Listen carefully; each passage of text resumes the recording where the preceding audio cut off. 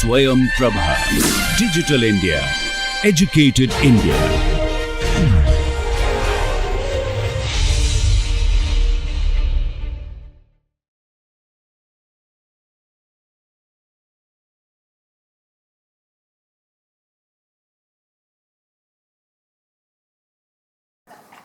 It gives me immense pleasure to introduce our speaker for today, Dr. P. Rajeshri.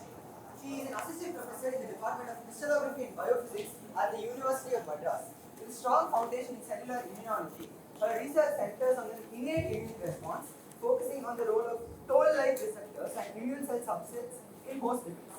An active researcher and collaborator, Dr. Rajeshri works alongside material science experts to validate the biocompatibility of nano-ceramic materials for biomedical use.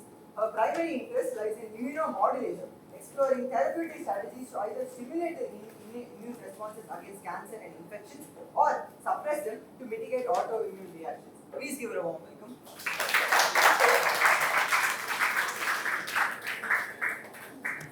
Good morning to all of you. Already it is hot, so I think it should be a cool good morning to all of you. Right. So thanks for the kind introduction. I am basically an immunologist. After COVID, I think most of you must be knowing what immunology is, right? Immune system and how you boost your immunity, etc. So I'm a cellular immunologist, means I deal more with how the immune cells get modulated and how to address the challenges to design some therapeutics based on that. That's my research.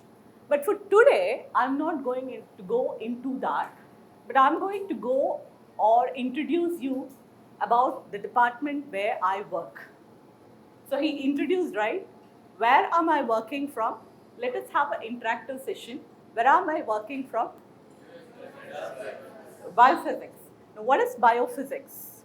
So, I belong to this department of crystallography and biophysics, which is the first of its kind, started in Chennai, okay, in way back in 1952. This was the first of its kind in India, which was started.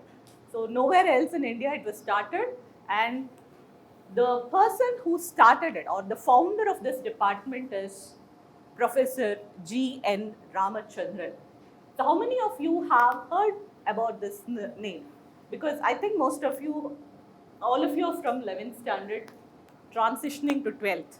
In your 11th standard, if you are a biology student, you must have studied this, right? Studied about him, right? So G.N. Ramachandran, a famous, renowned, world-renowned scientist, was the founder of this department. So I want to motivate you about kind of research which he carried out, and later on I will give you an overview of what research I am doing. Okay, so let us dive deep into it. So, and before that I want to, yeah, this is our university, University of Madras. The University of Madras is a very old university in India. In South India, this is the oldest university, often stated as the mother of all other universities in South India. Started way back in 1857 by Britishers, but later on taken over by the government of India. We have a lot of campuses. This is our main administrative campus at Chepauk, where we have humanities and social sciences. And I'm here opposite to the Cancer Institute, besides the Anna University, which is the science campus, Guindy campus. So we have all the basic sciences over there from the University of Madras. And we have one more campus in the Taravani, backside of IIT Madras, which is all about medical sciences, basic medical sciences. And we also have Chetpet, which is a sports campus, Marina campus, all about language and oriental research. So these are the campus to give you a introduction about the university. Now, this is where I work, the Guindy campus, and this is the department where I'm working. If you have some time, you can come and visit there, which there's a great legacy behind this. So before we go into this, India, is a land of spirituality and a lot of philosophies, right? So often this question arises, who am I? Have you ever thought about that question? So maybe for your age, it's too much. So at least, so we are all humans, at least that much we know.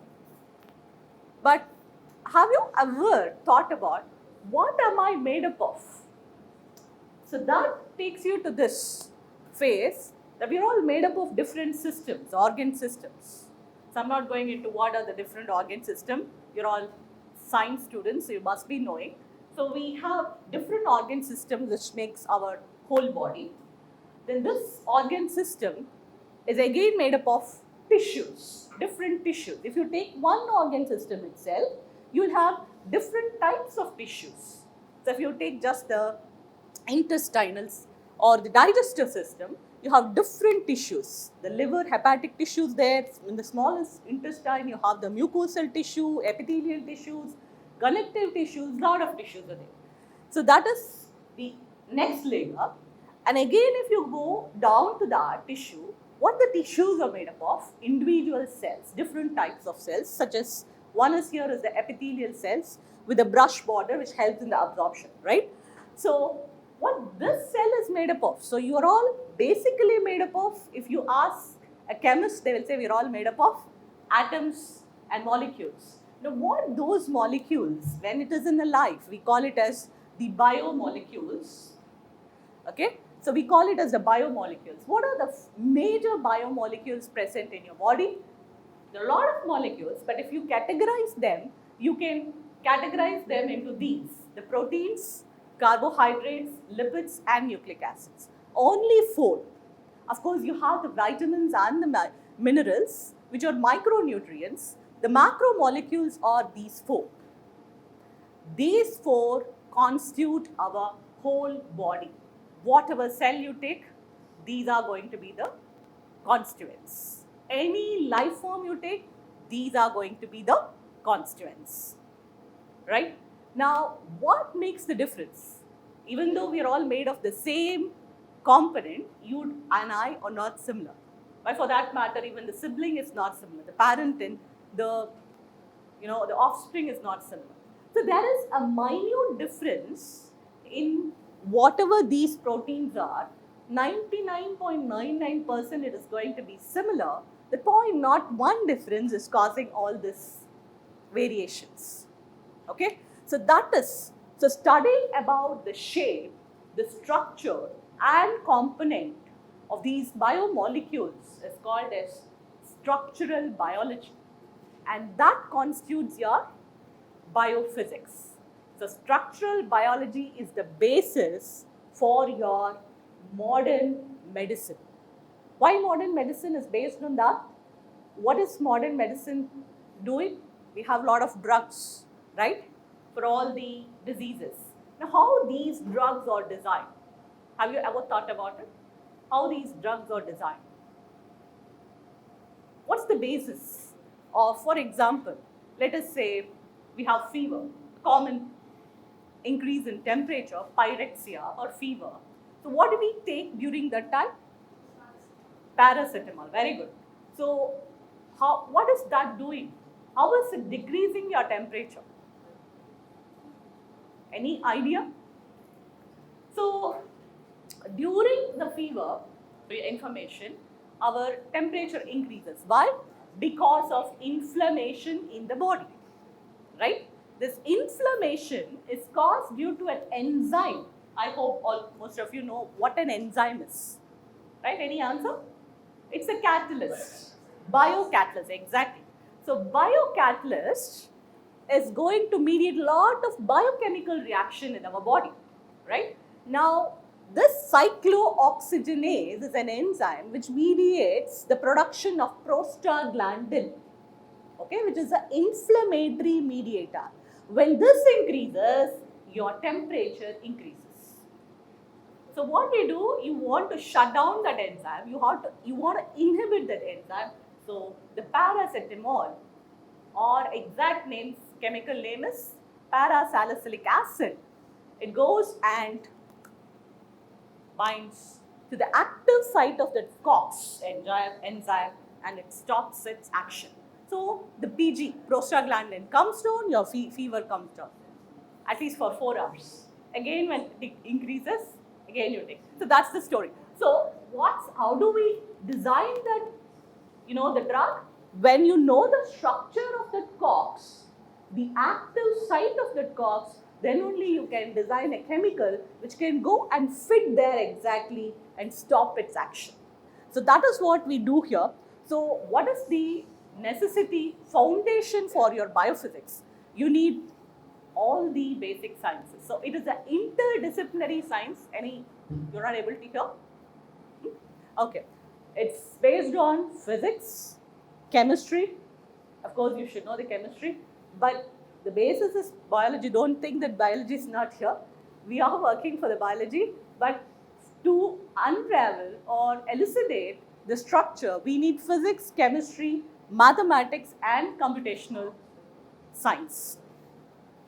So, what are the approaches or the equipments majorly used by us to decipher this?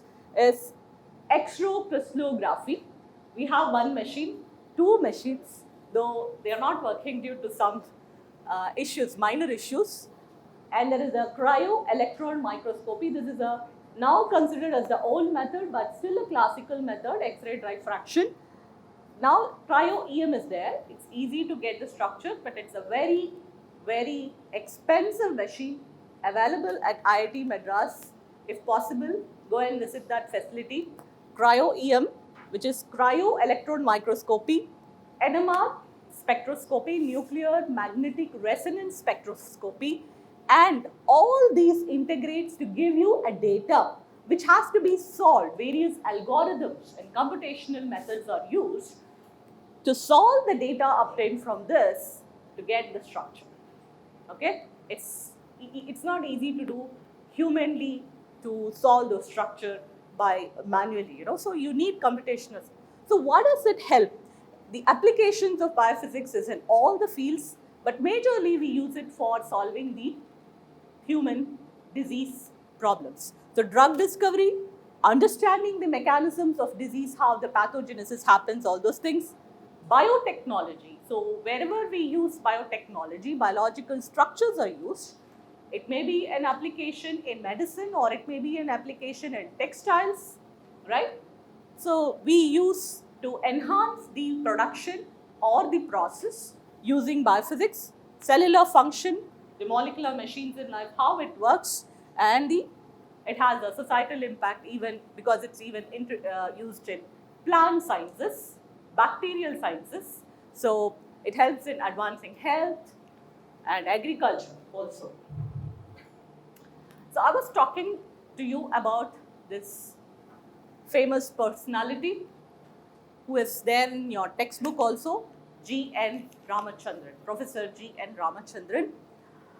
So he founded this department in the year 1952 and he used a lot of whatever techniques I told you. Basically, he used X-ray diffraction and lot of mathematics. In those days, we didn't have cryo-EM or NMR or all those facilities. He had a XRD and he had his intellect, no computational, not of much of computational facility, and he did the research part to that of Nobel research.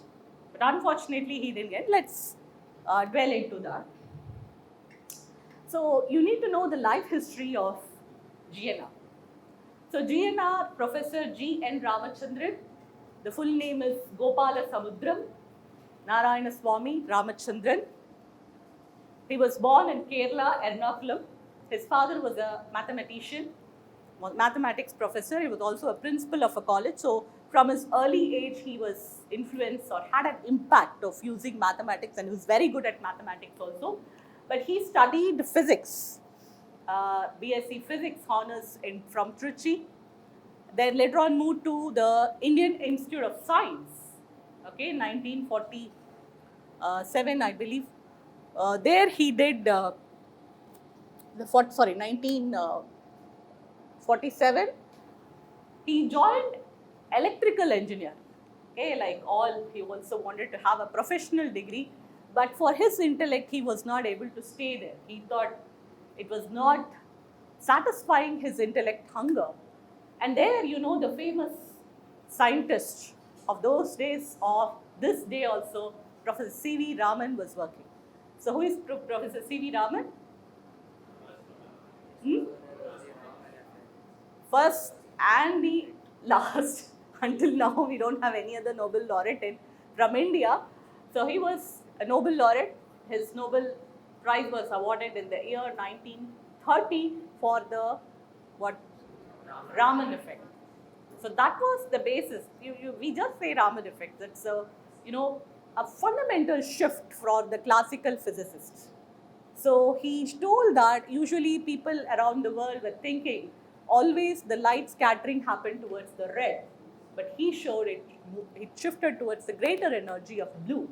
So that gave to the probability physics or today's quantum physics, the foundation for quantum physics was laid by C.V. Raman. So this person, because always a great person knows about another great person, he saw G.N. Ramachandran, found him to be too brilliant to be there in that electrical engineering. So he got him from that electrical engineering and he deputed him in the physics department with a stipend. He was given full independence. Raman didn't mentor and he was working on X-ray diffraction and he did optics and diffraction of diamonds. He did a lot of research on that independently and published many research articles. So in 1946 or 47, 46 I think so, he got DSc. DSc is Doctorate of Science. So not the philosophy of, doctorate in philosophy which we have. There's a difference. It's almost equal. PhD is where you get this when you do under somebody's mentorship. They will be guiding you through. DSc is when you do something where you have a collection of your original work published and you submit it, you get that. So later on he moved based on his credential to UK and at the Cambridge, the famous Cavendish Laboratory. There he was working under Dr. Bragg, but not directly under him. And again he got a PhD there, working for 2 years. Within 2 years he had got a PhD. That's a great accomplishment even today and those days also. And he was working on crystallography. He developed the elastic constants for crystals for X-ray crystallography, and then he moved to India. For a short period he was in IISc Bangalore, but then he moved on to University of Madras, where he did this, cutting edge or breakthrough research. He deciphered the structure of collagen and then gave us the Ramachandran plot, and later on in 1971 moved back again to Indian Institute of Science.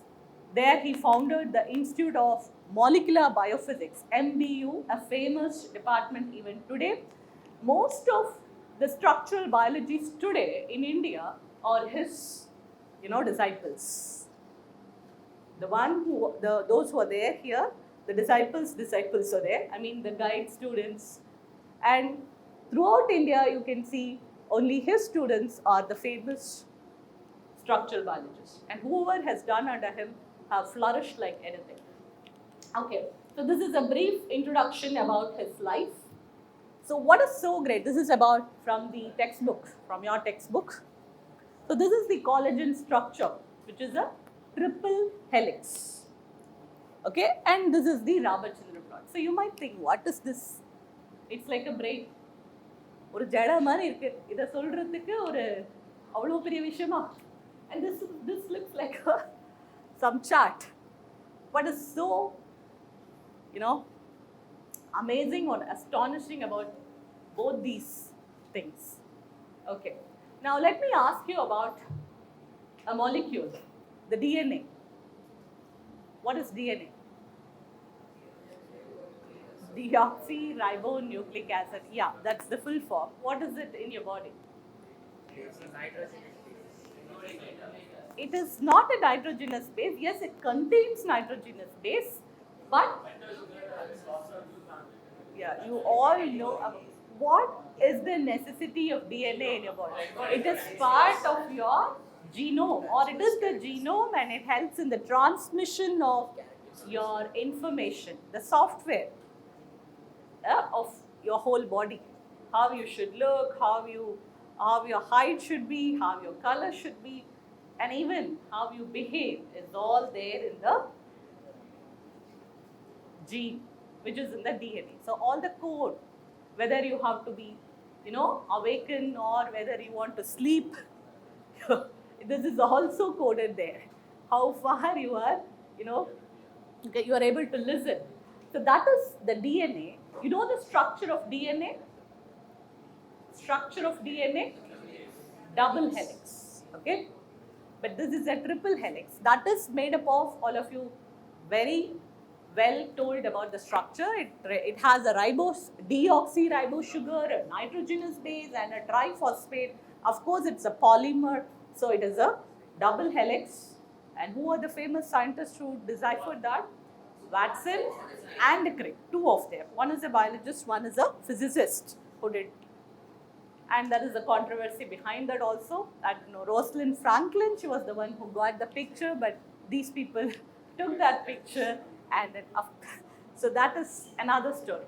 So for that they got the Nobel Prize, stating that it is a life molecule involved in inheritance and has an implication in lot of, health and other biotechnological applications.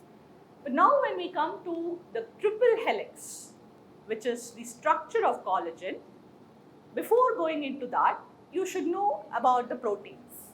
So proteins are the major component of the body, right? What are they made up of?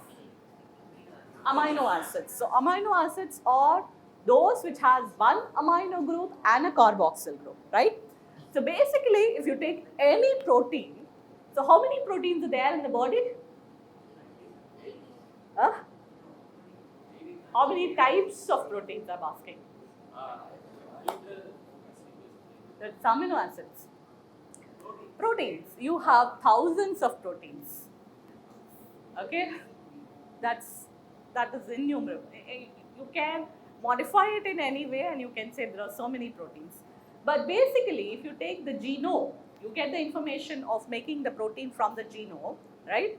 So how many base pairs are there in the human genome? 3 billion base pairs, 3.2 billion base pairs. And in that 3.2 billion base pairs, only 2% is giving the codon or the information for making the proteins. 2%. So what the other things are in the DNA? Non-coding. Why do we have to have that? It's for an extra luggage. You get the RNA, and the RNA you get the protein. Yes, tRNA is there, RNA, maybe that will constitute another 1%.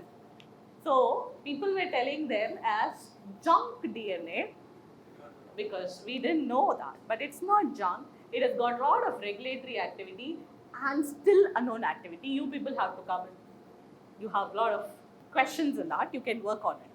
And of course, we are also, I'm not a DNA scientist. Some are there who are working on it. So you can work on that. So this 2% gives rise to lot of protein from the combination of 20 amino acids. Okay, there are no other. Yes, of course, you have 2 more special amino acids. You know the other amino acids. It's not a common, but still you are having it. Selenocysteine,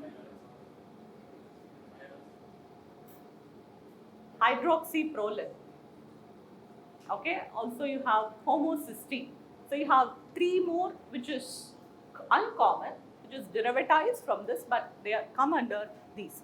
So if you see, you have 20 amino acids which can be classified based on whether they are aliphatic or aromatic, polar, charged, and sulfur containing, or all these. Based on this you can classify. I'm not going to go into that. Basically, if you take any, if you see any of the amino acid, you'll have basically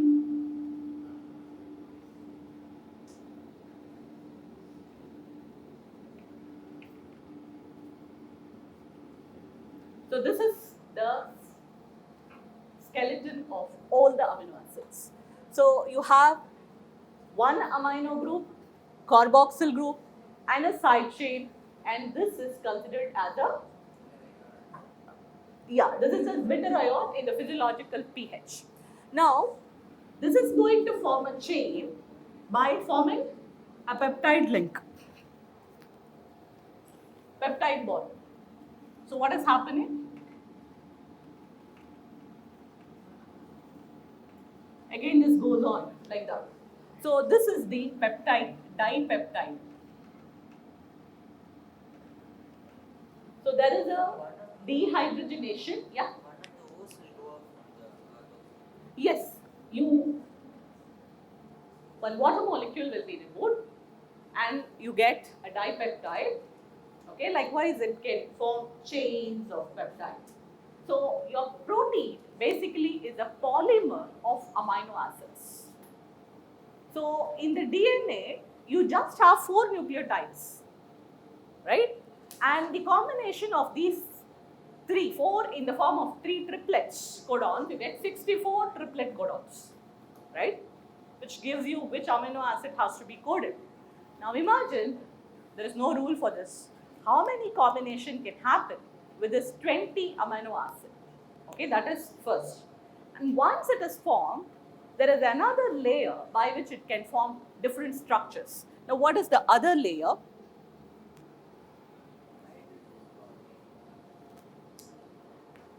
So this is the peptide which is basically formed.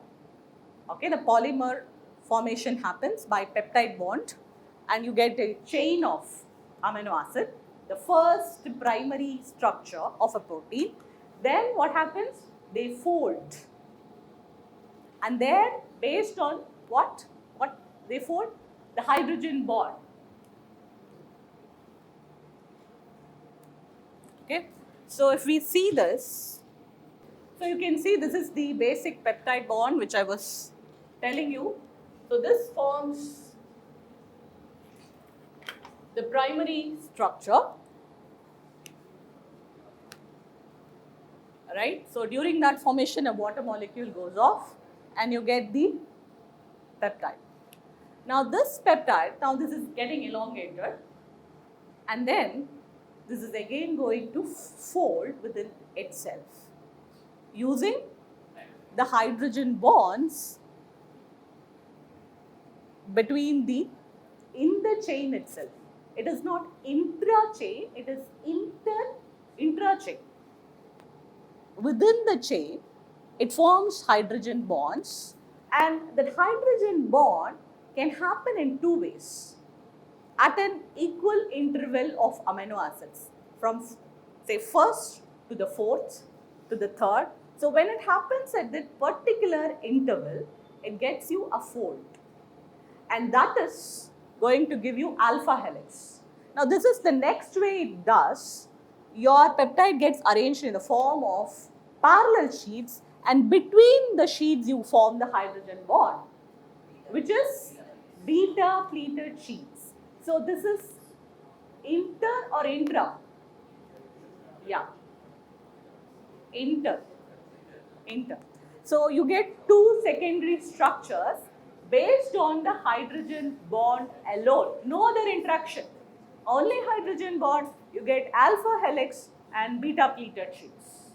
Now for this alpha helix, now this alpha and the beta pleated sheets can further interact using the side chains. We saw a lot of side chains, right? So they can interact by Coulomb's force, Van der Waals force, lot of interaction can happen, electrostatic force, and that is going to give you another complex structure folding called as the tertiary structure. This is basically a structure of hemoglobin. So this one subunit we saw, 4 subunit, they come together to give you the quaternary structure. So for all this, the basis is understanding the sequence of amino acid, understanding the folding, how it is going to fold. Now if you ask, will the protein fold randomly? So if given a protein sequence, it has infinite possibilities of folding. But why the protein has to fold? Why the peptide has to fold? To go to a lower energy state and to have a different functionality. Okay? So it naturally within seconds goes to the lowest possible free energy state. Whichever will have the lowest free energy state of folding, that it takes and it gives it. So you saw, yeah. So this is the summary of all that. So this is about the whole structure. Now for the alpha helix, deciphering the alpha helix, Linus Pauling, a famous chemist, he got Nobel Prize. Okay, 1932 itself he got. Just the alpha helix. But in those days it's a great thing. It's not. Now coming back to our collagen, which our famous scientists discovered, right? The structure, the collagen. Now, what is the importance of collagen? So you know you're all made up of different biomolecule. The major biomolecule in your body is protein. And what's the major protein in your body? Collagen. Because it is the part of your connective tissue. So without the connective tissue, I can't stand here. I won't have the shape what I have, right? So what is the connective tissue made up of? Cells, fibers, and extracellular matrix, ground substance. So cells like fibroblast, epithelial cells, all the cells which are, it needs a ground substance, soil, right? So that is your fiber, which can be collagen, keratin, or elastin. So these are the fibers, and major fiber is collagen. Then the next extracellular matrix is your proteoglycans, or which is a combination of carbohydrate and proteins, hyaluronic acid, right? So like that you have different, like if you take the joint, bone and the muscle, how they are connected? Tendons and cartilages. There you'll have a lot of these glycosaminoglycans. Okay, so this is the whole story. So if you see, there are different types of collagen again, based on the composition of the what do you call this ground substance and its concentration, based on that, and its fibril formation. So let's not go into that. So you can see this is there in all your tissues throughout the body, supporting us. So I told you G.N. Ramachandran went to Cambridge. He came back to actually IISc, and he was there working as an assistant professor. Here, University of Madras, so it's almost 1. When is your lunch? Okay, 12:10. When is your lunch? 12:30. So I have to finish off faster. So I can't tell stories. Okay, so he came back and he was working at IISc as a assistant professor. And University of Madras was led by the Vice Chancellor A.L. Mudaliar. Okay, he wanted to have the renowned scientist C.V. Raman to start the physics department here. So he asked C.V. Raman to come and start, but he denied. But he told, my student is brighter than me, I'll send him. So G.N. Ramachandran was appointed as the professor at the age of 29 itself, because he had doctorate, he had a lot of paper, he was a visionary. And A.L. Mudaliar, he was a philanthropist, and he gave, good facility. He gave a lot of funds to start the X-ray diffraction in those days at University of Madras. Okay, now we are not able to maintain the mission, but from the funding given by the government. But those days, GNR, he got that machine. He designed some of the components. Then he didn't know on what topic to work on. Okay, he wanted to do something cutting edge, which is going to be really impactful to the human life.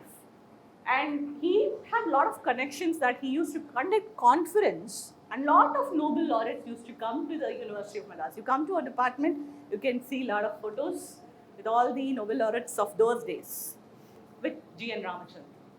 So one such time in 1952 or early 1953, Bernal, J.D. Bernal, he's a famous X-ray diffraction scientist in X-ray diffraction. He came and he had a, lot of respect to that person. He asked Bernal, what problem should I work on? So then he told Bernal, he gave an idea. Collagen is, the major part of the body, and people are working on it, and we have not yet got a satisfactory structure. So you can start to work on it, like that he told. But where to get the collagen? By then, biochemists around the world, they did some research and found out collagen is made up of these 3 amino acids. You know what are the 3 amino acids? Glycine, proline, hydroxyproline. Okay? So for every 4th, the 3rd repeat, you have a glycine. So this is the component. So he has the XRD. If we diffract that protein and he gets the diffracted pattern, he can now decipher the structure. Now, but he doesn't have the what? Protein. Then the neighboring institute is what? CLRI. IIT appo varala. IIT was not yet started that time. So Central Leather Research Institute, he then knew that collagen is the major part of leather. So he went and asked the scientists there for some source of collagen. But what collagen they had is from goat or the rat tendon or from the cow's tendon. It was not of good quality because it will have some impurities, and this collagen is a tricky protein. It just changes to another form, gelatin. Okay. So then from the literature he told, see if you can get the kangaroo's tail tendon, it is the purest form which has been diffracted, then it will be useful. So he did that. The then director of the CLRI, I think Naidamma, he got the tendon, kangaroo tendon, and then isolated it, gave that to G.N. Ramachandran, he diffracted it. Then from the diffraction, they first published the paper. Now before that, I told, right, Bernal gave that collagen is being worked out by some of the researchers. Linus Pauling itself was working on it. He published in Nature in 1951, but it was not a satisfactory model. So after the story which I told you, he diffracted along with his student, Gopinath Karta. See, always, scientists, we cannot work alone. Most of the data are produced by the students. So due credential has to be given. In the paper Nature, the credential of Nature. If we can publish a paper in Nature today, that's enough for my career. But it's difficult now. So he gave the structure based on the diffraction pattern that it is a triple helix, because the interval of diffraction was such that, and he knew that there is glycine. The glycine has to be on the outer part, and based on it he worked out, because he's also very good at mathematics. I'm not a mathematician, I'm a biologist. So I myself do not know much of the mathematics behind this. So I am, imparting whatever I have understood. Want to inculcate the interest in you, you can go back and all the sources are available on net. You can read on that. Okay, he gave this model. So what happened then again, this was not based on the kangaroo tendon, it was based on the one which he got initially. So he was not satisfied with the model. Then again they got the kangaroo model, the protein, diffracted it and got a better model, better pattern.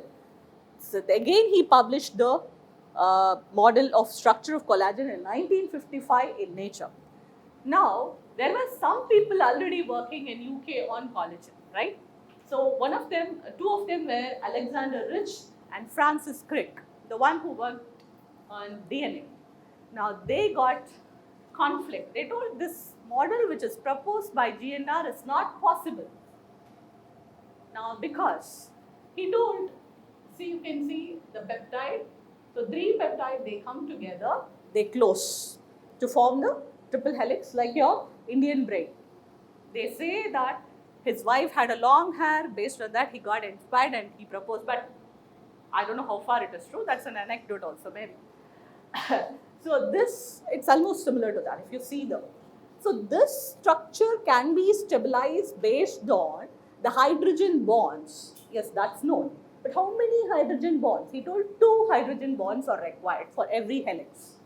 Now that was refuted by this 2 scientists, and they proposed a different model. No, this cannot happen because of steric hindrance. Okay? You know what is steric hindrance? So you have 2 molecules or 2 molecules, and when they have the freedom of rotation, when the angles can rotate, how much the angle they can rotate depends on how close they are going to be. If they're going to be too close, that's not going to happen because there's going to be a clash of the atoms, and that folding or the bending is not possible. So that is what they told, and they told it is not acceptable. So that is the beauty of science. Anything can be refuted at any point of time. Now Ramachandran was so confident. He told, let me work on it. So, but unfortunately, during that time, they didn't have protein crystals. They had inorganic crystal.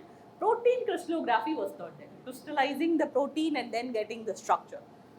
So, to solve that, whatever he proposed was right, he started to map the distance between the angle.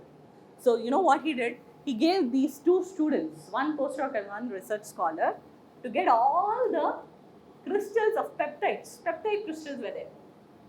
So, and the data was there, the angle between the diffracted. There were some thousands of dipeptides from the literature and from the lab. They computed all these angles, calculated, and then they came to propose this. So this is what is the steric, clash. So you have this, what is this? C alpha, right? So the bond between this C alpha and the nitrogen, and the bond between the C alpha and the carbon of the carboxyl is going to give different angles, which they call as phi angle and the psi angle. And the peptide angle is the omega, which is constant. It's a planar because it's a kind of double bond, so it cannot rotate much. So that's why you can see it is the side, this angle alone can rotate. So he calculated the possible angle of rotation for that based on these calculations. Those days you see, you don't have the powerful computers as well, even calculators. He was typing. They were literally manually doing it on papers using logarithmic table and etc. For months together. Day and night they did this calculation, and then they came up with this. Simply I have with a touch I have given, but it didn't happen like that. They're working on it for maybe a year also. And this is the plot. The famous Ramachandran plot was given. This is the grammar for protein folding, or the rule for protein folding. So what does it say is, so your angle, the psi and phi angle, can rotate 360 degrees, right? So if I take it as 360, it's difficult to plot this. So what they did, they kept it as 180. If it is going to rotate this way, it is 180, this way it is minus 180, and then they plotted it based on the points from the diffracted dipeptides and other peptides, and they could find out these are the allowed rotations. So from that he calculated what I proposed is possible, is right. But now you need to validate this. In 1962, the first protein crystal structure was, published. which is myoglobin. What is myoglobin? The glow. It is a protein present in your muscle. It helps in the transfer of oxygen. You know, immediately oxygen will be almost similar to hemoglobin, but there is a difference. So, but the function is similar. So, this myoglobin structure was published, for which again Nobel Prize was given. And that structural validation was carried out using Ramachandran plot, and they found out that whatever is told, the structure was tallying with that. And from then on, until now, any of the structure which is being discovered, okay, or produced is validated by Ramachandran plot. If it is not going to fall in these areas, so this green, dark green is where most of the anti-parallel beta sheets are going to be. The light green and in this point you have the parallel sheet, and below this minus 45 to minus 80 you have the right-handed alpha helix. Here you have the left-handed, which is very rare. You don't have left-handed alpha helix, but there is a possibility. In nature you don't have. And the dark greens are allowed, light greens are partially allowed, the white region are not at all possible to happen because of steric hindrance. So this is the famous Ramachandran plot. Now based on this, he proved that the collagen structure which he gave is right. But then they got the diffraction. It is neither 1 nor 2, it's almost 1.5. You know how 1.5? Then 1, and at 1 helix you have, again you don't have, some points you have 2, so it's almost equal to 1.5. Then only you can have the stability in the triple helix. This is what he did. But all this, not with sophisticated equipments, this is just based on his mathematical intelligence. Because this is a mathematical problem, the angle problem. So, but who used this? The drug designers, biochemists, and people like me. Not knowing the principles, much of the principles behind. At least because I am in biophysics, I know what's the principle. Many of my friends are biochemists, they don't know what is it. They will just plot it. Project la podupa. It is stalling, that's all. But this is a wonderful tool without which you cannot say whether the protein structure is right or not. So this was published in this Journal of Molecular Biology, and this whole thing, the whole research work as a monograph is published in the CAS, which is also available for a cost now. So he applied for, he was nominated for Nobel Prize twice or thrice, but was not awarded, stating that that was too much of theoretical, not much of experimental work, and they were confused whether to place him as a chemist or a physicist or in medicine. So this once it happened like that, the second time they told there is not much of experimental. But without experiment, he has given the plot which everybody validates, right? Which everybody uses. That is the tool which we use from then to now to validate. Of course, today what we have? Alpha helix. You know what is alpha helix? Alpha helix is a Google tool. Sorry, AlphaFold. AlphaFold is a Google tool which it does not directly use Ramachandran plot because it's a machine learning tool. It learns intrinsically what are the bonds allowed, and when you give a sequence, it will give the protein. Homology modeling, which we were doing it previously. Now you just give the sequence, it will give in 2 days or 3 days the whole structure of the protein. So that's why even that person has got. That is wholly based on theoretical and algorithms, right? But he was given, Hassabis was given, Demis Hassabis was awarded Nobel Prize, but Ramachandran was not awarded. So I will leave why it was not given. There might be a bias, west and east also. So if you see for all other, these are all for the biomolecules, myoglobin. And there is also Venki Ramakrishnan for Venki Ramakrishnan was awarded Nobel Prize. He was not from India, but Indian origin. He was a US citizen by then. So this is for what structure? Myoglobin, lysosome, very good friend of Ramachandran, Dorothy Hodgkins, Linus Pauling, and you know the famous DNA structure. All these membrane proteins are there.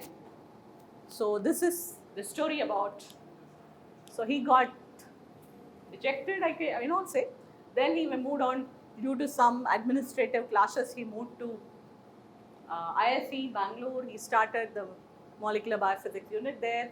Now there he gave another breakthrough technology, again theoretically, because of which it was not recognized. We got the CT scan, right? From the X-ray, so you have the interference. It can be converted into shape tomographies and image can be obtained.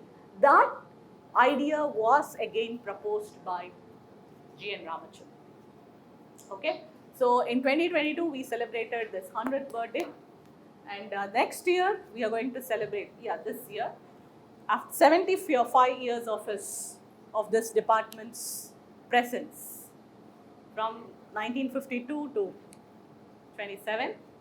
So that's 75th year. So if possible, we'll conduct some programs. We will also call you. So what are the tributes that's been given to him?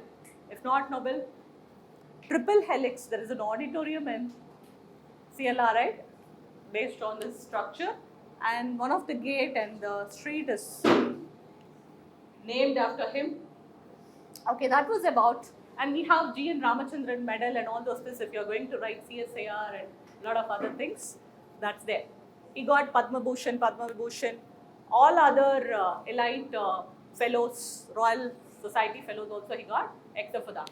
Okay, so that is about the story of Ramachandran. So what I wanted to impart is, if you have a clear thought and a vision, there is not the requirement of sophisticated infrastructure, and the place doesn't matter. So those things are called as Madras helix, collagen triple helix. Now those days it was called as Madras helix, and that is called as Madras School of Biopolymer, Structural Biopolymer. Now we have this name called as crystallography and biophysics.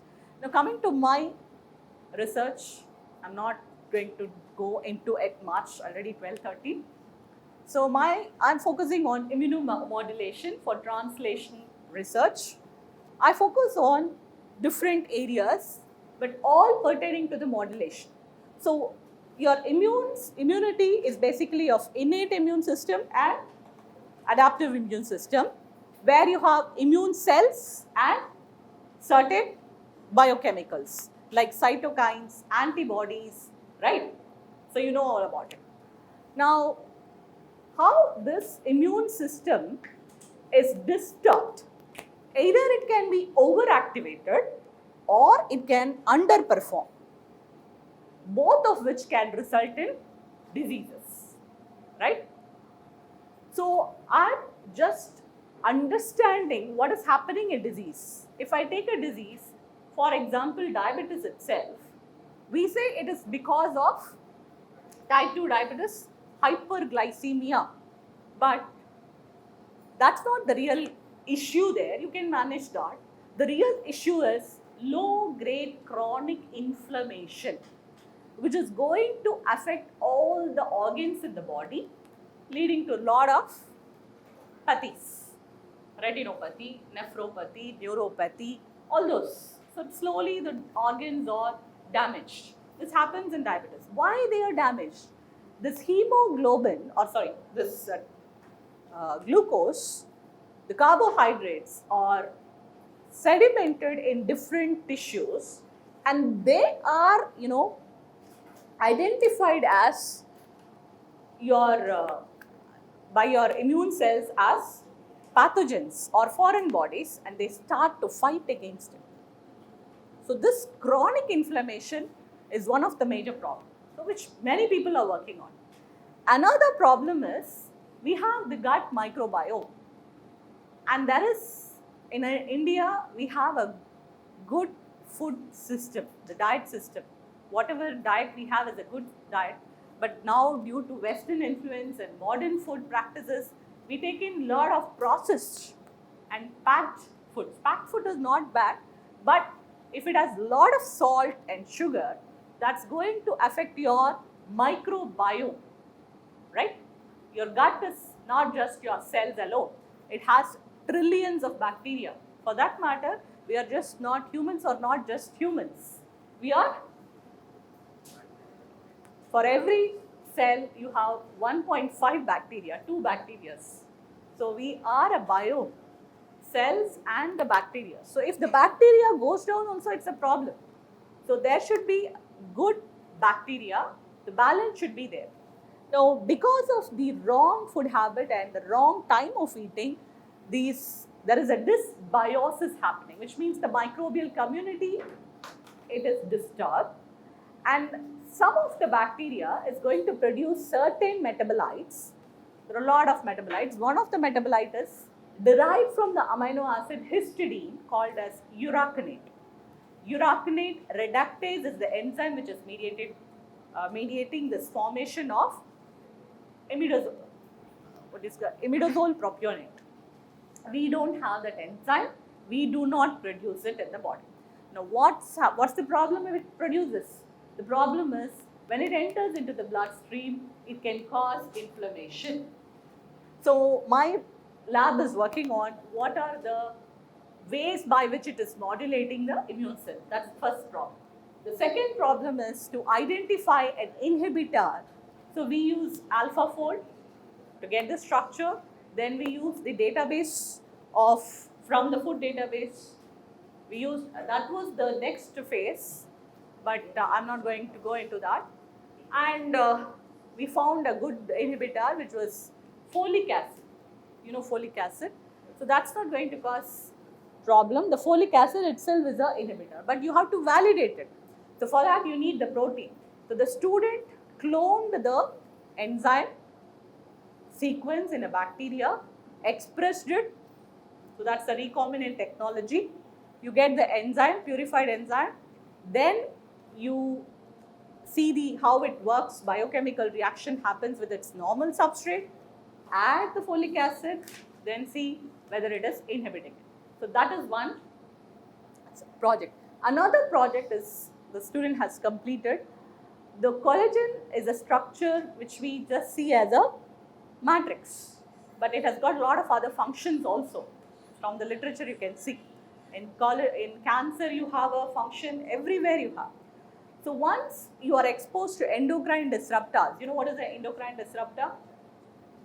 So there are a lot of plasticizers like bisphenol, parabens, many, 2 more minutes. Okay. So a lot of these chemicals, which is environmental pollutants, enter into our body. We usually think that it is only going to affect the hormone receptor. That's why we call it as endocrine disruptors. It acts like estrogen in women, and also in men they affect. But apart from that, we found that the BPA directly affects the structure of the collagen. It disrupts slowly. When there is a disruption, not total disruption, even the mild change in the conformation can lead to immune cell activation. That causes inflammation. So that was that work. And another is based on biomaterials. So we use hydroxyapatite to develop wound dressing, which is hemostat, as well as which helps in fast healing, not just to protect it from microbes, but also to polarize the immune cells towards healing and to stop the inflammation. That's called as macrophage polarization. We have one of the cells called as macrophage. So that is this. And here we also look into using the biomaterials. We use hydroxyapatite because it is biocompatible. Hydroxyapatite is a component of your bone also. we modulate the shape and structure and see whether it can be used as a vaccine adjuvant. You know what is the common adjuvant used in vaccines? Adjuvant is one which helps to increase the capacity of vaccines to activate your immune cells. Do you know what's the common? Alumina. All your vaccines will have alumina, trace of alumina, which will act as an adjuvant. So now they use some of the gels of TLR agonists. So we try to use this. We want to modulate the shape, rod shape. If it is rod shape, it can also activate. So that is another problem. And of course, phytochemical analysis. Most of the drugs which you have, starting from aspirin to methotrexate, metformin, was first identified in plants. To do the mass production, of course, we go for the synthetic production, so we also look for some of the component isolation from one of the herb is Justicia, which is called as Tavasi Murungai in Tamil.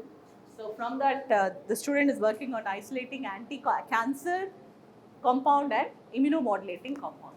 So that is about my lab's work. So this was the work which I was telling. So we did AlphaFold and we got the structure. We used the database. So after that, we use another in silico tool, molecular docking, and we see where it binds, the compound where it binds. Don't worry, don't try to understand it. I'm just showing you computationally now a lot of things are possible. In silico, a lot of things are possible. But you need to know the foundations of your basics. I mean, all the basic science fundamentals should be clear, then you can use those tools. Otherwise, it's of no use. Because most of the tools are freely available. So this, I'm not this is molecular dynamics. Physiologically, under physiological condition, you have a lot of factors. How it is going to move? Yeah, this compound is binding, but under physiological condition, is it strong? Is it going to move up and down, or is it going to come out within seconds? So that is all done by molecular dynamic simulation. Okay, so this is what we have done. So yeah, this is the whole story behind it. So we did the validation using the purified. So thank you. Let me stop here. Any questions, or if you are hungry?